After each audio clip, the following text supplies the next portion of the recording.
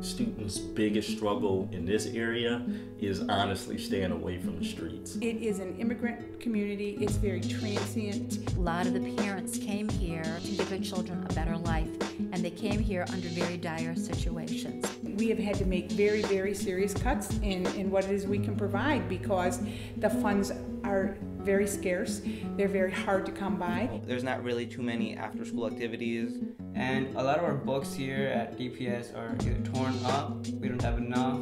And people in the world in general, particularly in education, do not always look at the arts as a valuable means of educating children, which is truly a mistake on their part.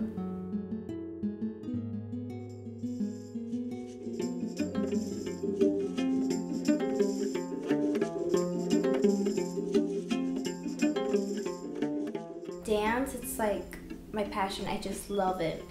If I want to go to college, I would like to go to Juilliard. I would love to, actually. Itzel is a student at Living Arts, and before she started dance school, she was very timid, very shy. She didn't have a lot of friends. She didn't feel like she was a part of the community. She didn't feel like she belonged here. I have seen over and over students come in, clinging to their parents, sometimes crying, not wanting to go and be on their own, and then at the end of the year in the show, they're big hams. But she was also, depressed. She was very sad that we had moved such a long ways and we weren't with family. Being in Living Arts gave her a connection, gave her somewhere to belong, to feel like she was with family. I'm thankful for the people I dance with. We actually help each other a lot. We've connected a lot. If we have personal problems, we can share them, and they could give us advice because some of the girls are older than me, so they give me a lot of advice. She loves to dance, and she has a passion for it. She wants to follow a professional career in dance. And I think if she wasn't in Living Arts, she wouldn't have found her passion.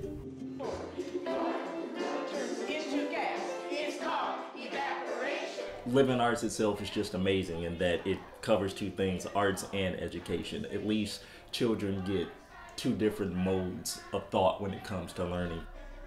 It's engaging with what's going on with them in social studies, different vocabulary words from English. Kids might not necessarily want to grow up and be artists, dancers, musicians, or anything like that, but nevertheless, they get the opportunity to see someone who actually does that discipline for a living and is passionate about it. So while they might have other interests in terms of something like math or science, they can actually apply what they see an active adult who's very enthusiastic about their career and really apply it to what it is that they want to do. So they can have just as much passion as a dancer, a videographer, a musician, and apply it to doing science or being, biomolecular engineer. Only one? What color is your apple? Purple. It's way up high. You have to come get this one purple apple way up high. Can you read? The strategies that we use as teaching artists first and foremost engage the students in the learning and in a really fun way sort of trick them into practicing skills and ideas that may seem really boring to them in the traditional modality of learning. So for instance, when we go up and down and 1, 2, 3. As far as the kids are concerned, we're just having fun and going up and down on 1, 2, 3. And what we know what we're doing is reinforcing movement and directional concepts with a rhythm and repetition in order to be able to build a vocabulary that is going to help them begin to then recognize the idea that books have words and words come together to make stories that are all familiar language, which is building the pathway for a more effective opportunity to learn to read. Idea. Come up with something remarkable, something so amazing that we would surely notice it. Ready, and work it out. First we're going to do like this, and then like this, and then the thing. There is a way in which working through an art form also levels the learning culture and climate in the classroom. What I mean by that is that you always have those kids who are really, they're the first ones that have their hand up in the air because they know the answer, right?